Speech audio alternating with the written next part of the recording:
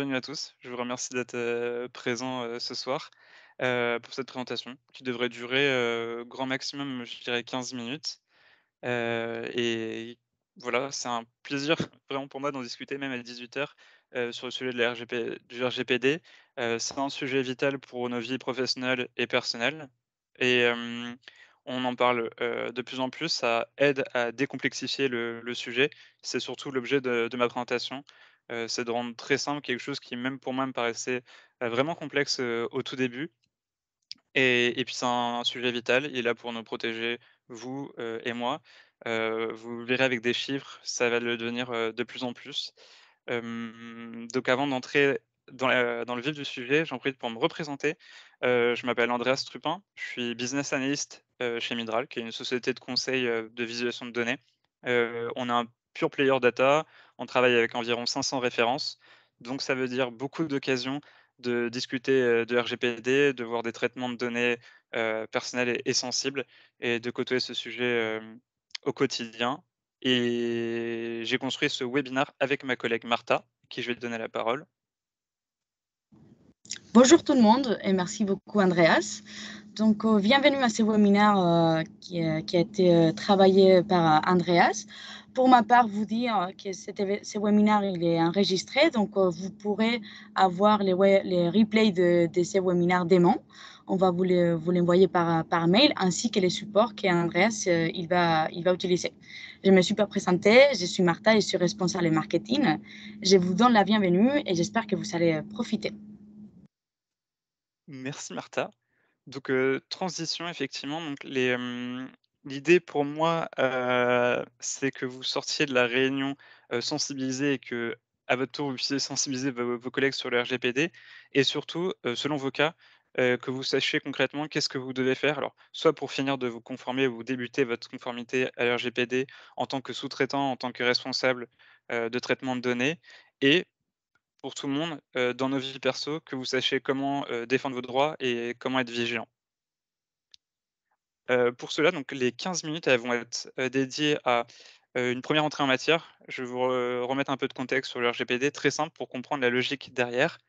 Ensuite, on discutera des règles d'or du RGPD. Il y a 8 règles d'or. Si vous parvenez à apprendre même ne serait-ce que bêtement les 8 mots, ça permet de comprendre assez facilement toute la logique, derrière cette réglementation. Ensuite, je vous parlerai de la responsabilité, la vôtre, la mienne et des utilisateurs au niveau de cette réglementation. J'en profiterai pour faire ensuite un petit focus sur des chiffres, de la CNIL, et sur les fuites de données, le vol de données et les entreprises qui sont concernées par les amendes, par exemple, liées, aux infractions RGPD. Et on finira, bah, du coup, par mon dernier objectif, c'est, heu, faire un petit wrap-up pour vous aider à comprendre, que faire en sortant de cette réunion pour vous mettre en conformité avec le RGPD et être vigilant au jour le jour dans vos activités pro et perso. Comme l'a dit Martha, on a construit un support, pour la présentation. Donc ce sera un peu similaire à une sorte de PowerPoint, dynamique et qui est alimenté par des données donc que j'ai des données de la CNIL. Ce support, on vous le partagera. Du coup, Martha vous partagera ce lien et il sera public. Donc si vous avez besoin de revenir sur un sujet en particulier, vous pourrez l'ouvrir, vous pouvez le partager avec vos collègues, il y a aucun souci et il comprend, la plupart des informations que je vais partager, aujourd'hui. C'est-à-dire que même si elles apparaissent pas visuellement, on aura mis des petits tricks pour vous permettre d'y réaccéder, par vous-même. Donc si vous avez un doute, vous avez loupé un point, vous n'avez pas le temps de réécouter, l'audio, vous pourrez retrouver toutes les informations dans ce document. Il a été, construit avec, Tableau. C'est un logiciel de visualisation de données et qu'on peut, triturer pour l'utiliser aussi comme, support de présentation. Donc sans plus attendre, je vais partir, sur Tableau pour partager, ce support. Donc voilà le support auquel vous pourrez accéder. Il reprend les différents points que j'avais, mentionnés, auparavant et toute la donnée utilisée donc pour tout ce qui est, nombre d'infractions, et amendes, émises en lien avec le RGPD, ça provient de la CNIL depuis, début 2018 à, mi-2022. Je vais vous parler un peu de ce qu'est le contexte, RGPD. On va faire un petit bond dans le temps, à l'ère, de la loi informatique et liberté, donc en 1978. C'était les prémices déjà de RGPD. C'était une loi qui était là pour encadrer donc, tout ce qui était, données, et par la suite avec, l'avènement du numérique, avec, l'internet of things, avec, l'exploitation de plus en plus massive, de nos données, cette loi a évolué, il y a eu une refonte et puis en 2016, il y a eu l'adoption du RGPD, dans l'Europe et une mise en application en 2018. L'idée de ce règlement, donc un focus, clair sur ce qu'on appelle les données personnelles. Les données personnelles, donc tous les mots que vous trouverez en rouge dans la présentation, vous aurez la possibilité d'avoir plus de détails en passant votre souris dessus. Je ne le ferai pas là pendant la présentation pour, pas vous perturber, mais voilà, sachez que si vous manque une information, un détail, n'hésitez pas à repasser sur, les éléments pour avoir des compléments d'information. Donc, les données personnelles, c'est simple, c'est toute donnée relative à une personne physique. Ça peut être très facilement des choses qui vous permettent d'identifier quelqu'un directement ou indirectement. Le plus facile à utiliser, c'est par exemple la plaque d'immatriculation. Effectivement, la plaque d'immatriculation ne porte pas mon prénom et mon nom, Andreas Trupin. Néanmoins, via l'utilisation des données de ma plaque d'immatriculation et d'autres, une personne peut remonter à moi. Donc ce règlement général sur la protection des données, il encadre le traitement des données personnelles, pour qu'on ne fasse pas n'importe quoi avec nos données, pour qu'elles soient utilisées dans un objectif, défini et pour que nous, utilisateurs, on sache, ce que font les entreprises avec ces données et elle concerne, le territoire de l'Union européenne. Ça veut dire que si vous êtes une entreprise, heu domicilié en Europe, en Union européenne, vous êtes soumis à ce règlement et si vous n'êtes pas sur, le territoire de l'Union européenne, mais que vous traitez des données liées à des personnes qui vivent sur le territoire de l'Union européenne, vous êtes également soumis au RGPD. Donc c'est là pour nous protéger et c'est là pour encadrer le traitement des sociétés dans l'Union européenne. Et pourquoi je disais que c'était un sujet, que je trouve formidable et qui va devenir de plus en plus vital, c'est que, l'avènement du RGPD, c'était là pour encadrer, je vous dis, ce boom de l'utilisation de nos données et ce boom, il va continuer, continuer, continuer. On on note, via la CNIL, qui fait un peu un suivi du nombre d'infractions, qui leur sont remontées, que depuis, 2018, je regarde ça, ça c'est les nombres d'infractions, de la CNIL, c'est-à-dire que dès qu'on a une fuite de données ou qu'il y a un respect de cette loi, il y a une nouvelle, notification. Ces notifications, elles augmentent de plus en plus, de plus en plus, de plus en plus et la CNIL, qui est donc un peu une sorte de Batman, français de la donnée, est là pour sensibiliser les gens à l'utilisation de nos données, encadrer, peut sanctionner également. Parce qu'on sait qu'il va y avoir de plus en plus d'objets connectés, on est de plus en plus, géolocalisé, le profilage en ligne se fait de plus en plus facilement et cetera. Donc techniquement, ce nombre d'infractions pourrait, normalement continuer à monter sur les années et les années à venir. J'en profite, pour faire un tout petit dernier focus sur les données. Vous verrez de temps à autre, le terme de données sensibles qui est également évoqué dans les données qui peuvent fuiter ou les données qui sont encadrées par le RGPD. Les données sensibles, c'est tout ce qui va avoir trait à votre origine raciale, ethnique, vos orientations sexuelles, vos opinions politiques, religieuses et des données type biométriques, données génétiques, typiquement ce qui nous fait un peu peur dans Black Mirror. Ça, elles font l'objet d'un soin tout particulier dans ce règlement et ce règlement, ce qui est formidable, c'est que malgré sa complexité, les gens de la CNIL et les gens des instances européennes ont réussi à le cadrer, à le rendre un peu plus, simple en listant, 8 à 10 règles d'or. J'en ai gardé que 8 pour cette présentation et comme je vous le disais, si vous arrivez à retenir ces 8 règles d'or, même sans connaître les 99 articles du RGPD, vous serez, capable dans n'importe quelle situation, que ce soit en discutant avec des collègues, que ce soit en prenant une nouvelle mission, en donnant un coup de main à un ami ou dans votre vie perso, vous serez capable, d'avoir votre sixième sens de Spider-Man pour dire: «OK, là je sens qu'il y a quelque chose qui ne va pas ou qui pourrait ne pas aller et ne pas être conforme, au RGPD». Grosso modo, le RGPD demande à ce que toutes ces entreprises, donc sur le territoire européen ou traitant de données de l'Union européenne, mettent en place des procédures, donc techniques, opérationnelles et juridiques, pour protéger les données personnelles qu'elles utilisent. Et ces règles sont les 8 suivantes, c'est elles ont attrait au traitement de la donnée. Donc d'abord, votre traitement de la donnée doit être licite et avoir une finalité bien définie. C'est-à-dire que pour, par exemple, Facebook vous demande votre prénom, votre nom, c'est des données personnelles et il doit justifier pourquoi il vous demande votre, prénom et votre nom quand vous vous enregistrez sur la plateforme Facebook. Ça, c'est la finalité et le côté, licite du traitement, il suit 6 règles bien précises qui sont listées dans le RGPD. Je ne vais pas les faire en détail, mais grosso modo, il faut que ce soit censé. Par exemple, il faut que la personne dont on récolte la donnée soit au courant, au moins pourquoi, ou que cette donnée soit vraiment nécessaire à l'exécution d'un contrat ou voire même, que cette donnée, par exemple, soit, utile pour protéger votre vie. Ça va être un cas de licité. Ensuite, on va parler de minimisation et de conservation de la donnée. Grosso modo, quand une entreprise prend des données, elle ne doit pas prendre tout et n'importe quoi. Elle doit prendre que la donnée qui lui est nécessaire pour la finalité qu'elle a annoncée. Donc à nouveau, si j'ai besoin, de me créer un profil sur, Facebook, désolé de reprendre cet exemple, en aucun cas ils auraient besoin, pour la constitution de mon profil, de me demander, mes origines ou de me demander pour qui, je vote. Ils n'ont pas besoin, pour, l'usage qu'ils m'ont annoncé au début lors de mon inscription. Donc ça, c'est minimisation. On ne demande que ce qui est nécessaire pour la finalité, évoquée. Ensuite, il y a la période de conservation. Ça, c'est par exemple, combien de temps, j'ai le droit de garder telle ou telle donnée. Ça fait le cas d'un encadrement plus ou moins, j'allais dire détaillé. Vous avez des cas très précis où la CNIL, dit, voilà, dans le cadre de l'assurance, on ne peut garder que 3 ans, telle donnée.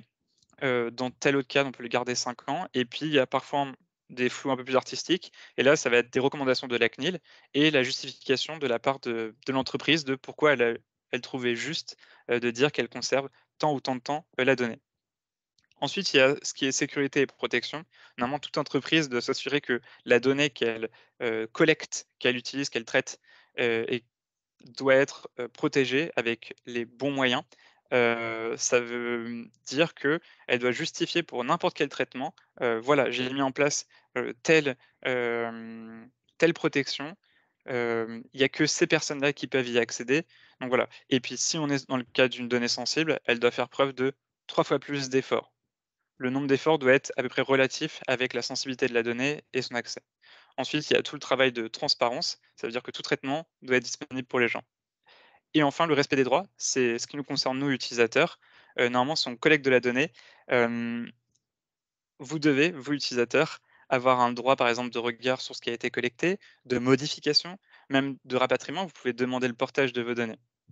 Donc si vous arrivez à retenir ces 8 règles, c'est formidable et en tout cas la CNIL, qui est donc, je vous dis l'organisme régulateur des données personnelles en France, ils sont là pour intervenir sur ces 8 règles. Ils vont, vous et moi, m'informer et protéger des droits relatifs au RGPD, nous accompagner et accompagner les entreprises.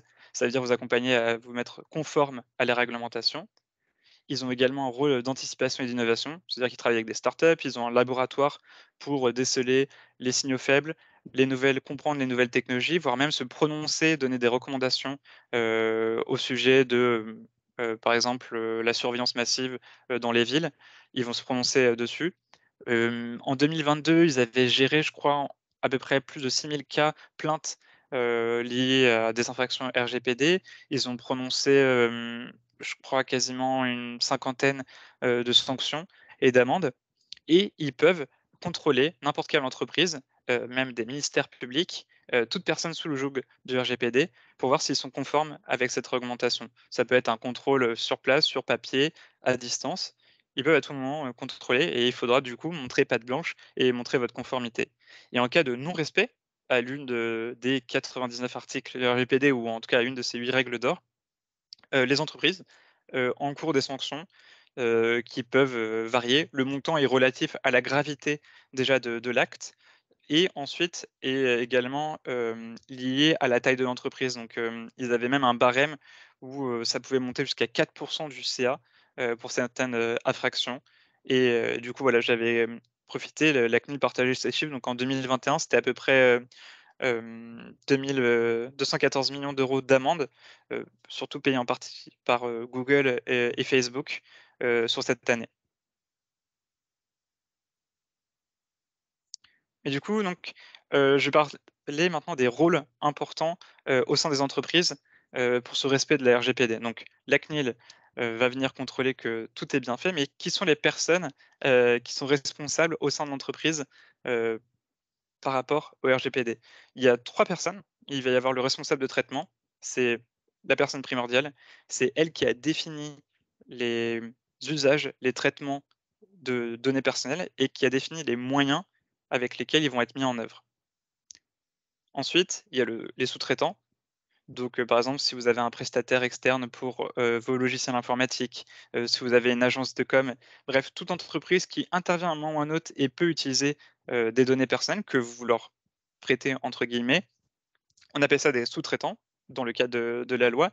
Ils vont traiter votre donnée personnelle selon votre accord et avec un cadre rigoureux. Ils doivent normalement, vous présenter les moyens qu'ils vont mettre, eux, en place pour bien respecter également, le RGPD et ne pas vous mettre, en faute. Parce que si jamais il y a un manquement, c'est le responsable de traitement qui prend. Ensuite, libre à lui de se retourner, contre son sous-traitant ou un employé si pour lui ce n'est pas de sa faute. Et enfin, autre personnage important du RGPD, c'est le délégué à la protection des données. C'est ce qu'on appelle donc le DPO. C'est une seule personne qui peut être désignée, pour une entreprise ou pour un groupe d'entreprises ou pour, une fédération et c'est un peu une sorte de délégué de classe, de chef d'orchestre, qui va aider le responsable de traitement, tout au long, des différents, traitements de données pour sensibiliser ses collègues, conseiller les collègues, conseiller le responsable de traitement sur les démarches à mettre en œuvre, les analyses à effectuer, la réglementation en cours, hem et également alerter et aider le responsable de traitement à repérer d'éventuelles anomalies, ou s'il y a une infraction, alerter, le responsable de traitement, les personnes concernées également. S'il y a une infraction RGPD, s'il y a une fuite de données, vous devez, prévenir les personnes concernées dont la donnée a fuité et cette personne, donc le DPO, il est, choisi par l'entreprise. Il faut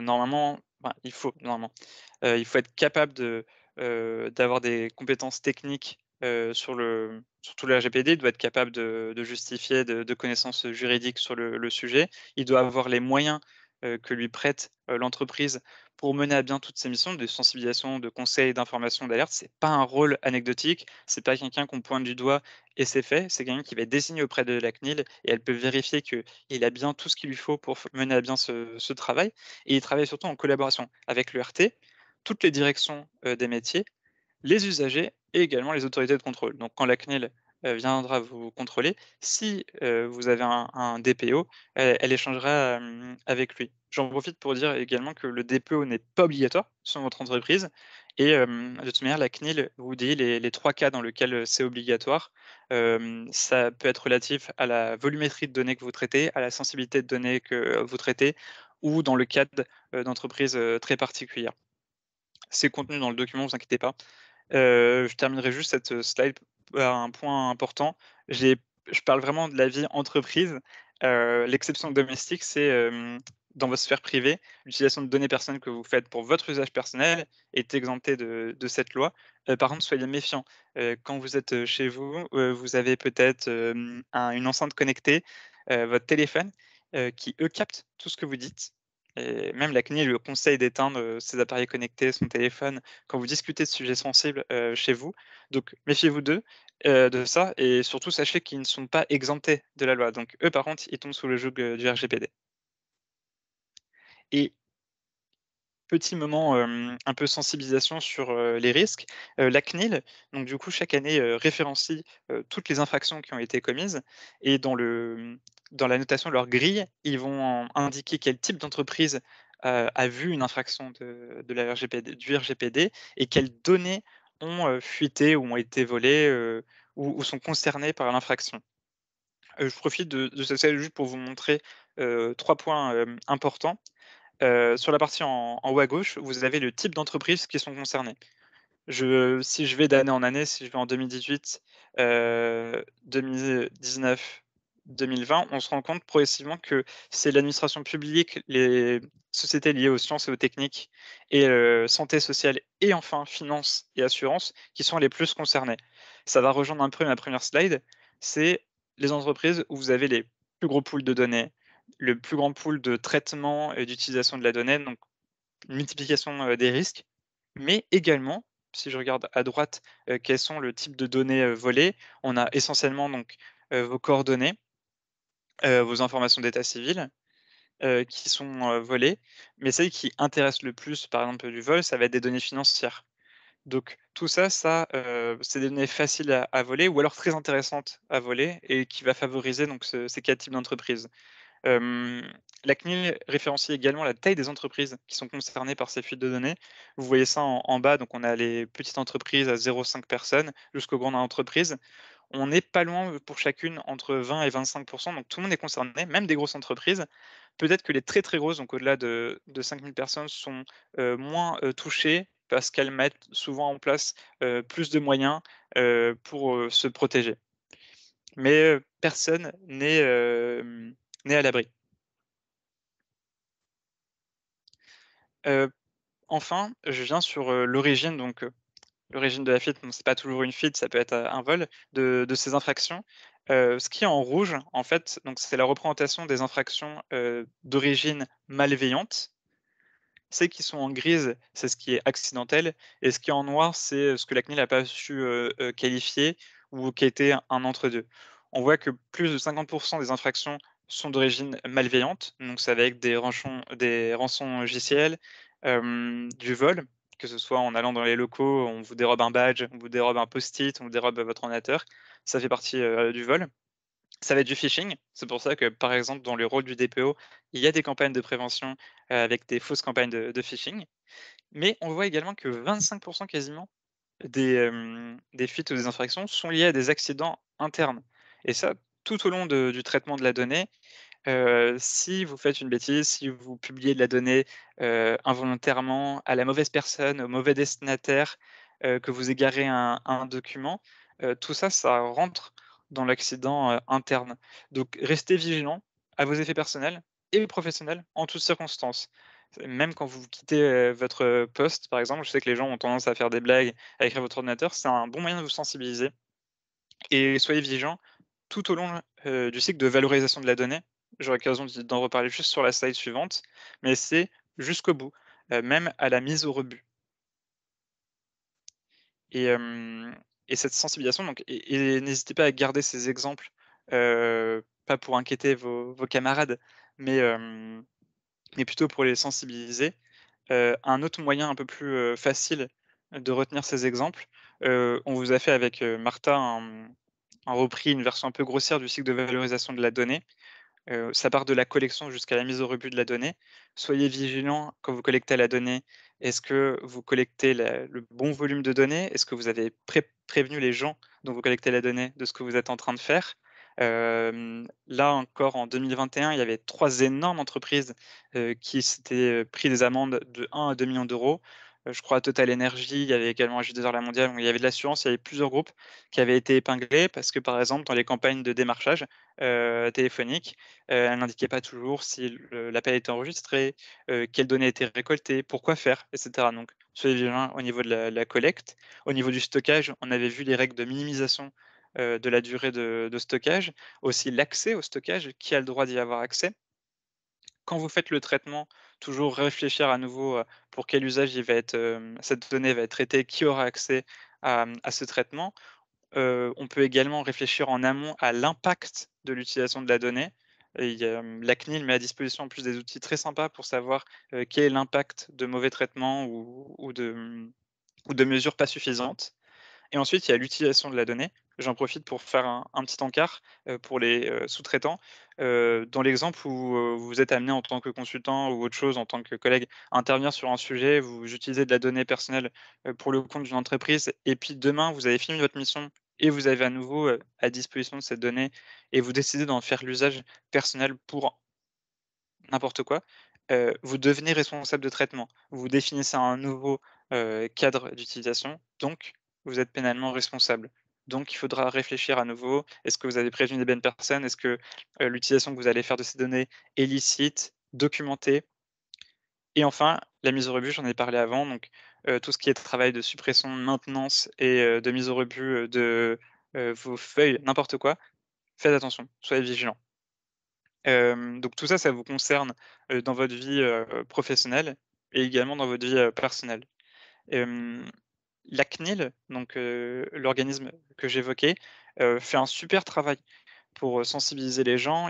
Vous pouvez les joindre si vous avez des questions, très précises. Ils mettent à disposition, toute la documentation qui est nécessaire pour vulgariser, le RGPD, vous renseigner plus précisément sur tel ou tel cas précis, relayer des jurisprudences, donner des recommandations.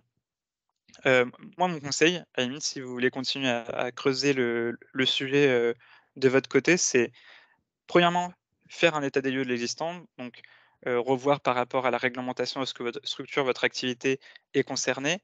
Ensuite, détail important, est-ce que vous avez un registre des activités? Donc c'est un document qui référencie tous les traitements de données que vous effectuez et ça vous permet de montrer patte blanche. Il est nécessaire, si un jour la CNIL vient vous contrôler, il vous permet à la fois de montrer que tous les traitements sont encadrés, quel est l'usage, quelle est la finalité, quelles sont les conditions, les mesures de protection qui sont mises en place et c'est également un document important pour vous-même. En dehors du cadre de la loi, si demain vous avez une donnée qui fuite, un process qui déconne, un workflow qui saute, heu, ce genre de document, donc le registre des activités, il vous permet de savoir quoi faire, comment faire, qui alerter et réagir en un temps record. Si vous n'avez pas ça, ce qui va se passer, il y aura un problème. Vous allez mettre peut-être, plus de 1, 2, 3 jours à prévenir les personnes ou à prévenir la CNIL et bah, déjà ça va vous causer des amendes qui vont grimper au niveau chiffre. Ça va causer des dégâts.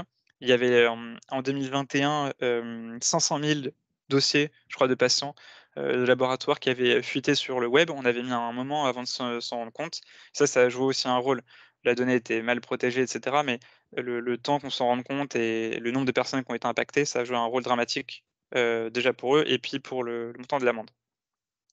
Ensuite, je vous disais, la CNIL a mis à disposition un MOOC, des logiciels open source, pour analyser l'impact de vos mesures de protection de données, à des référentiels et des recommandations sur votre choix de DPO, pour vous aider à vous mettre au niveau, du RGPD et ensuite il vous reste plus qu'à cartographier, grosso modo quels sont les besoins nécessaires. Donc, est-ce qu'il y a des formations à mettre en place, des traitements, à lister, des mesures de sécurité à mettre en place et pour toute question ultra précise, alors je vous dis le site de la CNIL est très, très bien fourni, mais ils sont aussi, sollicitables. Donc vous pouvez leur envoyer par un mail ou les appeler. Donc voilà, c'est à peu près la fin du document qui vous sera partagé à nouveau, comme l'avait dit, Martha et et ce que je vous propose, parce que j'ai un peu débordé sur ma présentation, c'est peut-être si vous avez, des questions, je voulais nous conserver, 2-3 minutes, heu, dans dans mon flot de paroles. Je ne sais pas Martha, si on a des questions sur une des slides ou si les gens ont le droit de prendre la parole? Oui, oui, tout à fait. Vous avez le droit de prendre la parole, d'écrire des questions sur la conversation. Donc, on a une question de Delphine. Je ne sais pas si tu peux la lire, Andreas, ou tu veux que je te la lise? Alors je vais peut-être pouvoir la lire. Tac, tac, tac, désolé.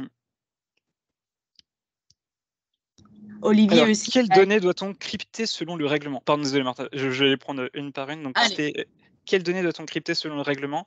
Alors le RGPD ne demande pas de crypter quoi que ce soit. Il n'y a pas d'article qui dit: «Il faut crypter la donnée».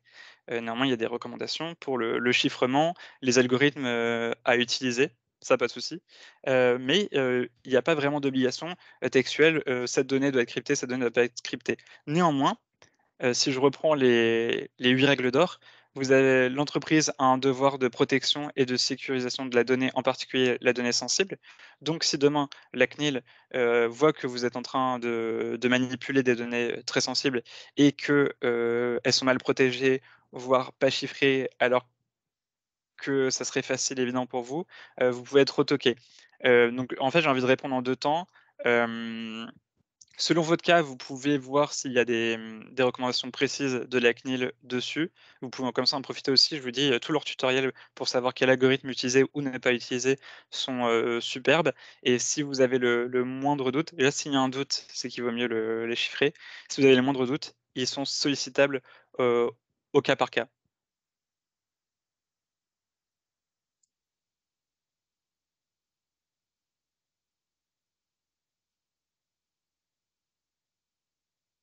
Je t'avais coupé, Martin, je savais pas s'il y avait une deuxième question.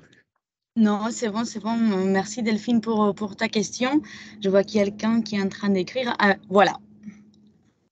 Y a-t-il une quantité de données ou un nombre de clients minimum pour, devoir respecter le RGPD? Oui, non.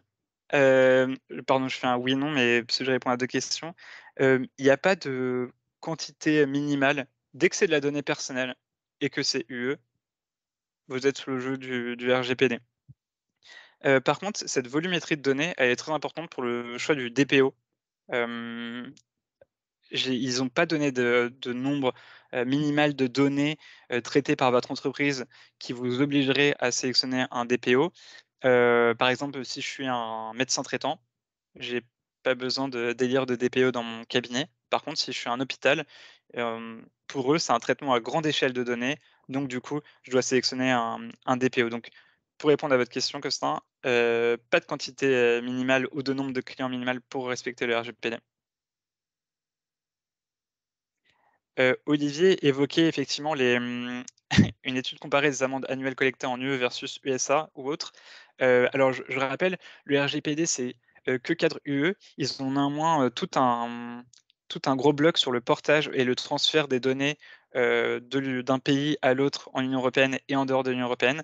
C'est un point ultra touchy évidemment quand on pense aux GAFAM. C'est un peu complexe. J'avoue que je suis beaucoup moins à l'aise sur le sujet, hors Europe. Néanmoins, sachez que si vous voyez qu'une entreprise est américaine, ça ne veut pas dire qu'elle est exemptée du RGPD. On se souvient que si jamais elle traite vos données, donc typiquement Facebook qui traite nos données en Europe, ou pas directement via son antenne irlandaise, elle est sous le joug du RGPD. Donc, c'est pour ça aussi qu'on les voit dans les plus grosses amendes. Je vous disais 200 millions d'euros en 2022, c'était Google et Facebook. Franklin qui demande quel délai de conservation des données. Alors, à nouveau, il y a la loi, informatique et liberté qui donne, des durées de stockage, précises dans certains cadres. Donc je sais que pour le secteur de l'assurance, vous avez des réglementations très précises. Typiquement, si je suis un commercial, que je prospecte un client et que ce client, me dit: «Non, voilà, il veut pas de mon produit», j'ai le droit de conserver que 3 ans toute information personnelle relative à cette personne. Au-delà de ça, c'est un no go. Ensuite, il y a les entreprises qui n'ont pas de cas particulier. Là, il faut justifier. C'est là le fameux registre des activités. Vous devez expliquer pourquoi ça vous paraît, nécessaire pour votre activité et pour l'usage que vous avez, cité, de garder tant de temps la donnée. Il peut y avoir un usage de conserver 30 ans la donnée s'il est justifié. Il n'y a pas de souci, si c'est pour protéger la vie de quelqu'un, of course ça peut se faire. Mais, s'il est mal justifié, je pourrais vous retrouver, il y avait un exemple en 2020, récemment, où, une société, je crois que c'était Infogreffe, avait été pointée du doigt parce qu'ils conservaient 3 ans la donnée de certains utilisateurs qui venaient juste pour des commandes, ponctuelles. C'est-à-dire que je venais, j'achetais juste, une consultation sur le site d'Infogreffe, voilà, et les données étaient conservées, 3 ans, alors que normalement ça devait être une transaction très rapide, short term, et ils n'avaient pas justifié, particulièrement, de ce stockage. Quand la CNIL leur est tombée dessus, ils ont justifié que par rapport à l'usage, c'était pas justifié, c'est 3 ans. Donc ils ont pris une amende. Donc soyez vigilants. Merci beaucoup, Andreas, pour la réponse à toutes les questions. Et merci pour vos J'espère questions. que ça vous a plu. Demain, vous saurez les replays de ces webinaires ainsi que les supports utilisés par Andrea. Et si vous avez plus de questions, pas que demain, sinon plus tard, n'hésitez pas à prendre contact avec nous, notamment avec Andreas sur son LinkedIn, par exemple, pour poser les questions nécessaires. On pourra toujours vous aider à résoudre ces questions qui sont toujours problématiques, mais on pourrait vous aider du coup. Donc, merci beaucoup. Bonne soirée à tout le monde. Et Andreas, je te laisse dire au revoir. Bah, merci beaucoup Martha, merci à tous, et oui, j'avais complètement zappé, donc le document que Martha vous partagera, je lui disais, dès que vous verrez une petite information en rouge, n'hésitez pas à passer à la souris dessus, ça vous donnera plus d'informations que j'ai pu le faire, ce soir. Je suis désolé d'avoir débordé, et puis surtout, je vous souhaite, une très bonne soirée. Merci Au tout le revoir. monde. Bonne soirée. Merci Andreas.